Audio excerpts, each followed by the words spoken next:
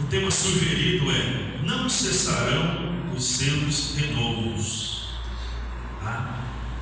E nós lemos aí 3 versos da palavra de Deus, está no livro de Jó, capítulo 14.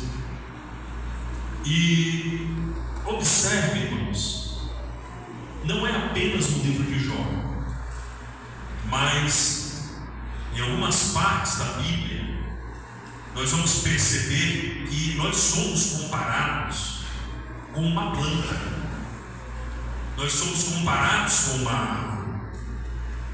Aqui no livro de Jó, parece que ele está descrevendo características aqui das fases ou do que aconteceu com uma árvore. Mas é claro que essa analogia aqui fala de nós, seres humanos, fala de nossos ciclos de vida. Você já reparou que a nossa vida é um ciclo? É um ciclo. Olha, um ano tem 365 dias, não tem? Um ano é baseado no movimento da Terra ao redor do Sol. Quando ele completa a voltinha lá, a voltinha, tá? E aí nós temos o quê? Um ano. Quando a Terra dá uma volta, ou gira uma volta completa do seu próprio eixo, que é um dia, que é 24 horas, completa-se o quê? Um ciclo. Tá? Assim também somos nós. Assim como uma planta, ela também acompanha um ciclo de vida. Você vai ver que tem um tempo da sua planta, e as irmãs vão entender bem esse ensino hoje. As irmãs tem muita gente aqui que tem planta, né? Aquelas plantinhas lá em casa. Tem época do ano que você vai ver a planta lá está verdinha, cheia de folhas. Mas um pouco à frente você vai ver que ela dá frutos. Não dá só folha, dá frutos. Vai chegar um pouco mais adiante onde ela vai perder as folhas. Vai ficar aquela plantinha feia, só os galhos, folhinha seca. Nessa hora bate um arrependimentozinho, né? Oh meu Deus, por que eu tenho esse tanto de planta? Olha o tanto de folha que tem no chão agora para me varrer. É o preço de quem cuida da sua plantinha, né? Então a nossa vida, irmãos, ela é feita de ciclos. Ciclos. E aqui o escritor, no livro de Jó, ele traz essa analogia para nós, comparando o homem com uma árvore. Só que essa árvore aqui, irmão, ela está na prova. Porque ele diz lá no versículo 7: porque há esperança, sim, que se a árvore for cortada, ainda se renovará, e não cessarão os seus renovos. E se envelhecer na terra a sua raiz, e morrer o seu tronco no pó, ao cheiro das águas brotará e dará ramos como a planta. Essa analogia aqui, irmãos, nós vamos ver de uma árvore cortada, de uma árvore que se envelheceu. As dificuldades, as lutas e os desafios. Às vezes, a árvore é cortada, mas ela é cortada por causa de algo. Às vezes, nós temos alguns cortes na nossa vida, mas não são cortes à toa. Alguma coisa está acontecendo fora do propósito de Deus para a nossa vida. E isso nós percebemos lá no livro de Daniel. Daniel, capítulo de número 4, do versículo 10 ao versículo de número 15, nós vamos ver um relato aqui interessante. O rei, ou o imperador, tá? Aquele vasto império babilônico, era Nabucodonosor. Nabucodonosor, ele teve um sonho. Olha o sonho que ele teve. Ele diz que ele estava lá à noite, nas visões de sua cabeça, quando ele sonha com uma árvore. Ó, uma árvore. E essa árvore ela era muito grande, mas muito grande mesmo. Todos os animais da terra se alimentavam da árvore. Todos os pássaros vinham fazer seu abrigo nessa árvore. As pessoas, todos os moradores da terra, dependiam daquela árvore. E aquela árvore crescia, e crescia tanto que era vista de muito longe. Quando Nabucodonosor teve esse sonho, ele ficou assim, bem comovido com o sonho. De maneira que ele chamou os astrólogos dele, chamou os adivinhos, os magos, chamou aqueles que tinham esse tipo de entendimento para julgar e para interpretar esse sonho. Mas nenhum interpretou. Nessa época, Daniel, a qual foi dado o nome de Beltesazar, Deus da Babilônia, é chamado para vir até a presença de Nabucodonosor e dar interpretação do sonho. Quando Nabucodonosor fala do sonho para Daniel, a Bíblia fala que Daniel vai passar aproximadamente 1 hora na frente do rei. Sabe? Daniel ele interpreta o sonho, eu imagino ele entendendo o sonho, só que ele não compreendeu. Mas como é que pode? Nunca vi isso. Nunca vi isso aqui. Ele entende que ele vai dizer ao rei que este sonho se realiza nos teus inimigos, aqueles que não são contra o Senhor, porque ele percebe a seriedade da interpretação do sonho de Nabucodonosor. Ele vai dizer bem assim: olha, Nabucodonosor, essa árvore grande é tua. Todos os reinos do mundo estão debaixo da tua sombra. É o Senhor que governa. Deus te deu autoridade. Você é o governante que Deus levantou. Os povos vêm a ti. Mas eu também, e ele fala, Nabucodonosor falou também, que quando ele fala esse sonho para Daniel, ele fala que um vigia, um anjo descia do céu e dizia bem assim: corta a árvore, corta a árvore e prendam ela com cadeia, ou seja, prendam o tronco. Ia cortar a árvore e o tronco que ficasse na terra iria ser preso com correntes, com cadeias. Quando Daniel interpreta isso, ele fala: meu Deus do céu, rei, tu vai ser cortado, tu vai perder o teu reino. E o pior de tudo, o senhor vai virar um animal, vai virar um animal, vai ser preso numa natureza de um animal. A visão foi tão surpreendente que Daniel, em suas últimas palavras, ele vai dizer assim: Senhor, falando ao rei Nabucodonosor, talvez Senhor, arrepende dos teus pecados. Quem sabe Deus ele não muda essa história, não muda esse quadro, não evita que isso venha a se concretizar na tua vida. Nós estamos aqui falando, irmãos, de situações da nossa vida, porque o ser humano ele é comparado com uma planta, com uma árvore. Por que é que Nabucodonosor, e você vai ver mais adiante, você que lê, chega em casa, você lê o capítulo número 4 de Daniel, você vai ver essa passagem, tá? E você vai ver que do jeito que Daniel interpretou o sonho vai acontecer. Só que a pergunta é: por que Deus iria cortar a árvore? Por que é que Deus iria cortar Nabucodonosor? E a explicação se dá no versículo de número 15 do capítulo de número 4. Ou melhor dizendo, Daniel capítulo número 4, versículo 25. Explica-se por que é que ele foi cortado. Serás tirado de entre os homens, e a tua morada será como os animais do campo, e te farão comer erva como os bois, e serás molhado no orvalho do céu, e passar-se-ão 7 tempos por cima de ti, até que conheças,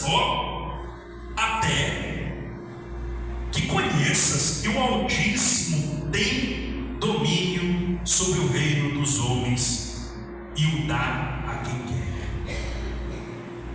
O propósito de toda aquela situação acontecer na vida de Nabucodonosor, dele ser cortado,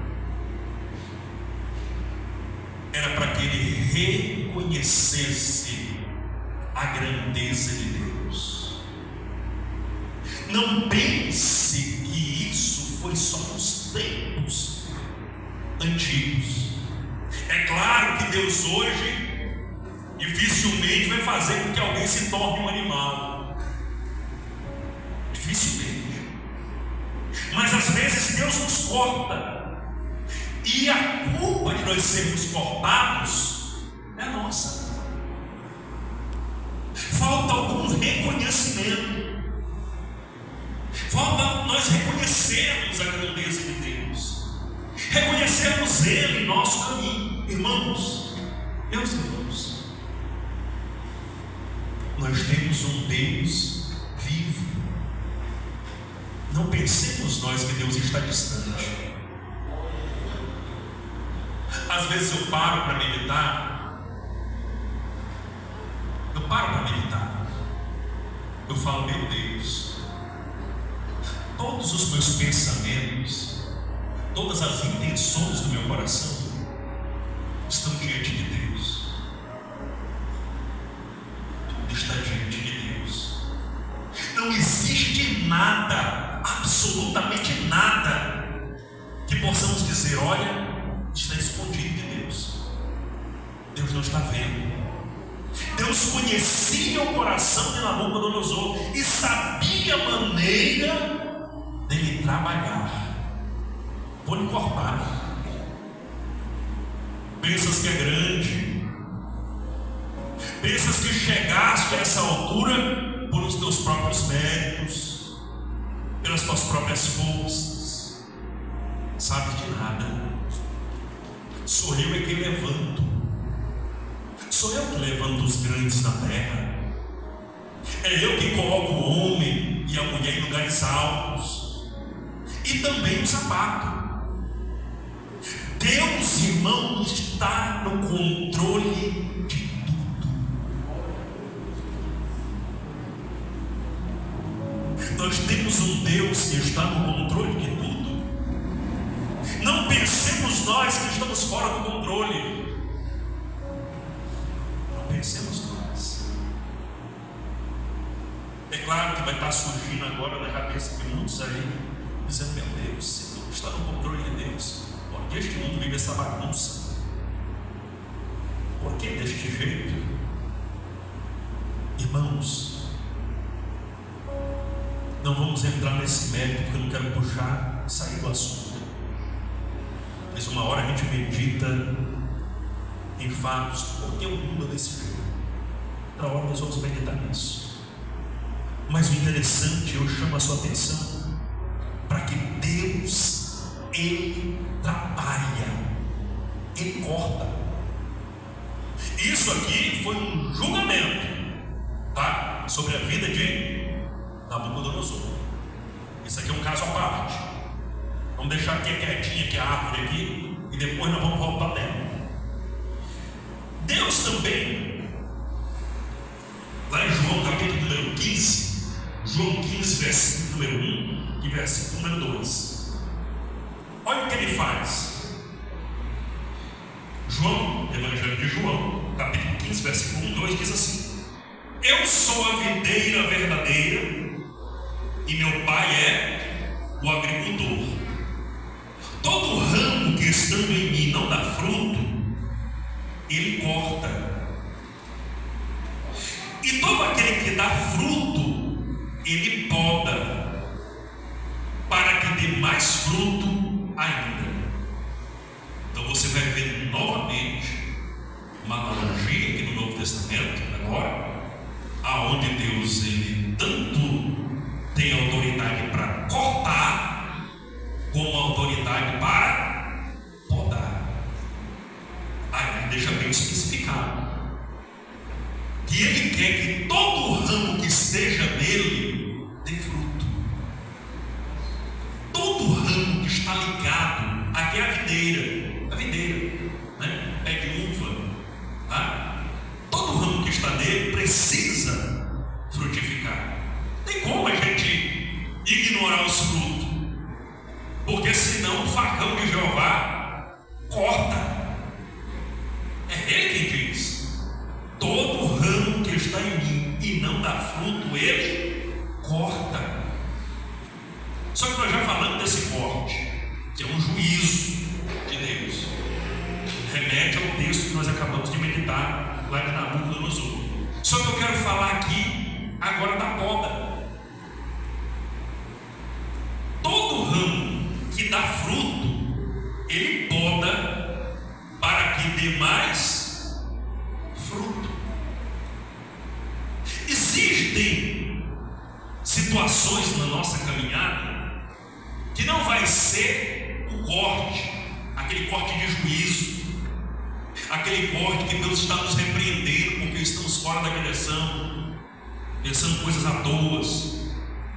Existem momentos na nossa caminhada cristã em que Deus vai nos podar. O que é isso, irmão Afonso? Podar. Podar não é um corte, irmão Afonso? Sim. Podar é um corte. Só que é um corte realizado não para prejudicar uma planta. Por exemplo, a videira, ela precisa ser podada. Os vinhadeiros, tá?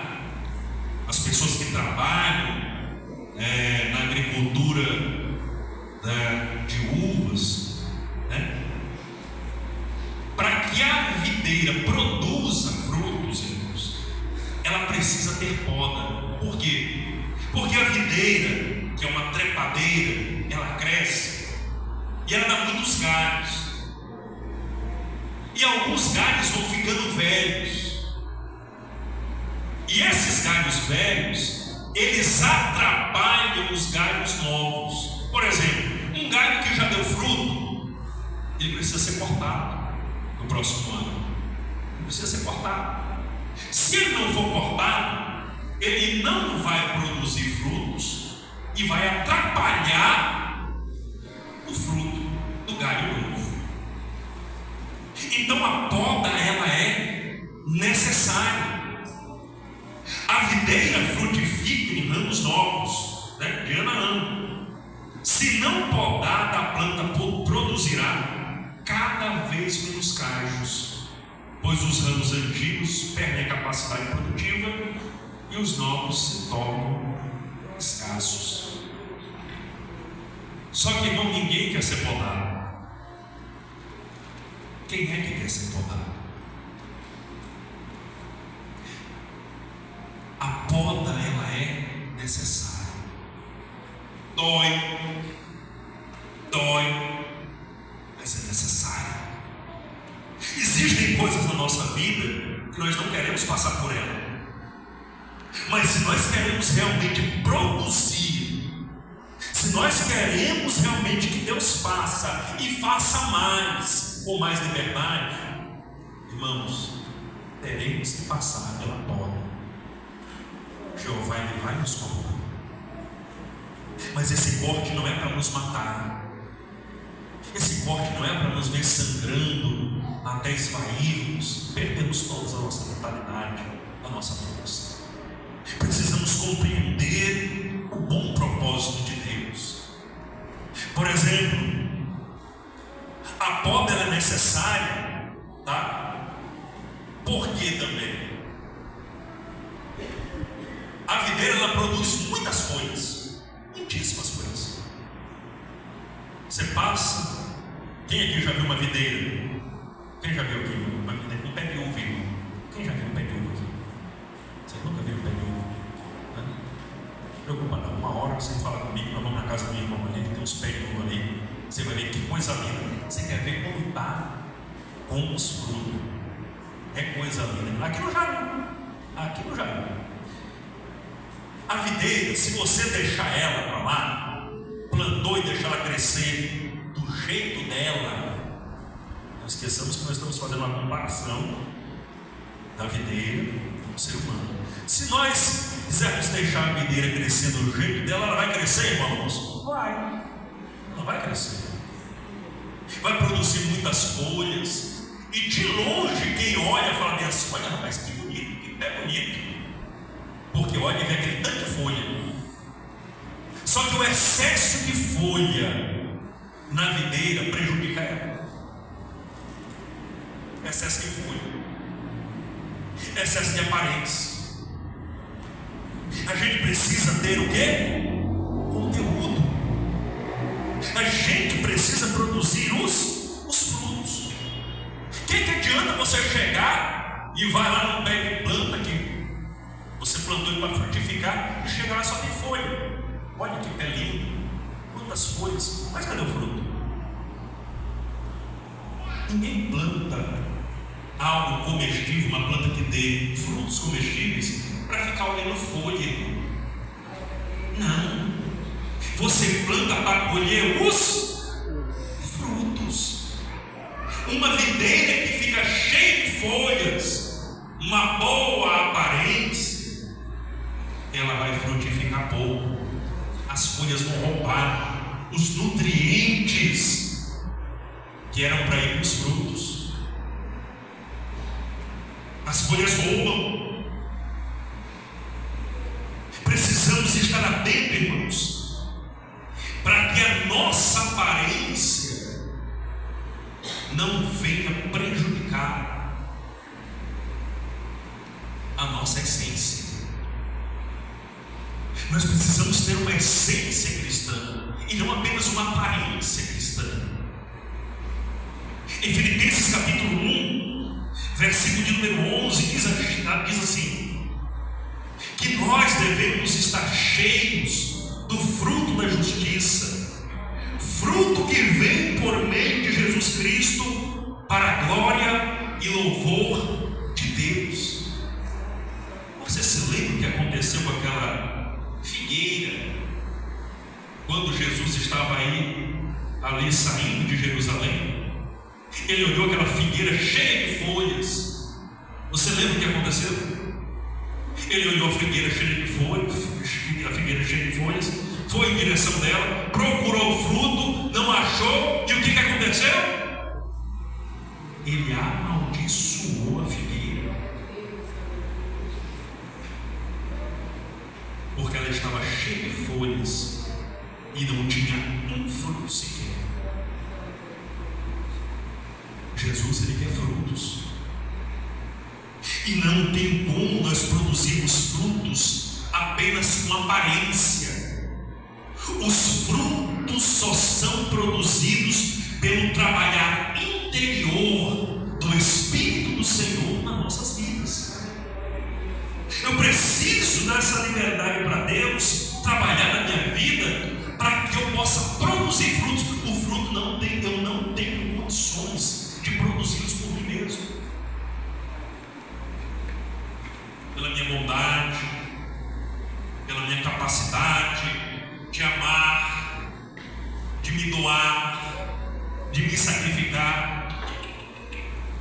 Nada nosso não consegue agradar a Deus. Por isso que a Bíblia chama de fruto do Espírito, porque não é a nossa natureza que produz, é o Espírito Santo trabalhando em nossa vida que vai fazer com que esses frutos apareçam. É Ele trabalhando. Agora, se eu for viver da minha maneira, ainda que com uma aparência, proporcionar folhas. Quantas pessoas por aí não dá só folha? Dá só folha. De longe você vê só folha. Olha. Mas quando você vai procurar o fruto, não tem fruto. Não tem ação.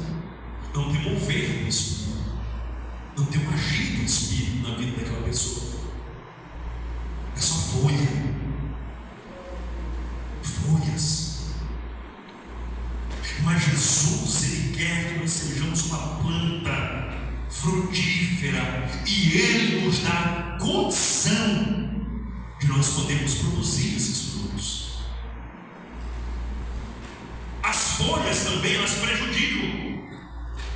Muita folha na videira, sabe o que acontece? Atrapalha a luz. Muita folha, uma videira que não é podada. Alguém que não tem um suporte pela palavra de Deus, porque a palavra de Deus é que nos poda, irmão. É ela que nos poda. É ela que sabe onde é que precisa ser cortada. Muita folha faz com que haja pouca entrada de luz, umidade, calor e falta de luz gera fumo na planta. Uma pessoa que tem muita folha e não deixa que a luz bata dentro dele, vai ficar enfermo espiritual. Não adianta a gente querer criar ali, domesticar um pecado. Não tem, esse aqui não tem problema não. Esse aqui eu domestico ele, não é perigoso. Irmão, não tem como se domesticar. Se domesticar pecado. Pecado é para ser combatido através da palavra. Eu preciso mapear a minha própria vida. Não estou falando da vida dos outros, estou falando da minha. Assim como você tem que mapear a sua. Nós precisamos mapear a nossa vida com a palavra de Deus e identificarmos se existe algum pecado domesticado. Aquele que já está ali há muito tempo e nós nunca combatemos ele, pensamos que ele está domesticado. Pecado não se domestifica. Pecado sempre será pecado, sempre vai nos prejudicar, tirando a nossa força, o nosso ânimo, nos desorientando. Às vezes estamos no caminho bem, caminhada boa, mas o pecado domesticado está lá, trazendo um tropeço. Aí nós estamos pegando velocidade, vamos alçar voo, quando dá, está lá o tropeço. Aí caímos, nos entristecemos, perdemos o ânimo. E quem é psicólogo aqui sabe, temos aqui alguns aqui,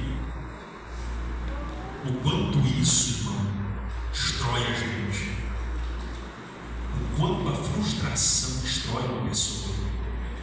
Não são todos que quando cai, bate a poeira, levanta-se, opa, vou prosseguir. Às vezes a gente vai caindo, vai se frustrando e vamos nos prostrando. Ou seja, não vamos ter mais ânimo para levantar, não vamos achando mais alegria para continuar. Já se torna pesado buscar a Deus, já se torna pesado até ouvir a palavra de Deus, porque nós vamos remeter, o nosso consciente remete às nossas memórias. A gente vai vasculhar as memórias e está lá. Já tentei fazer isso, não consegui. Eu não creio nisso.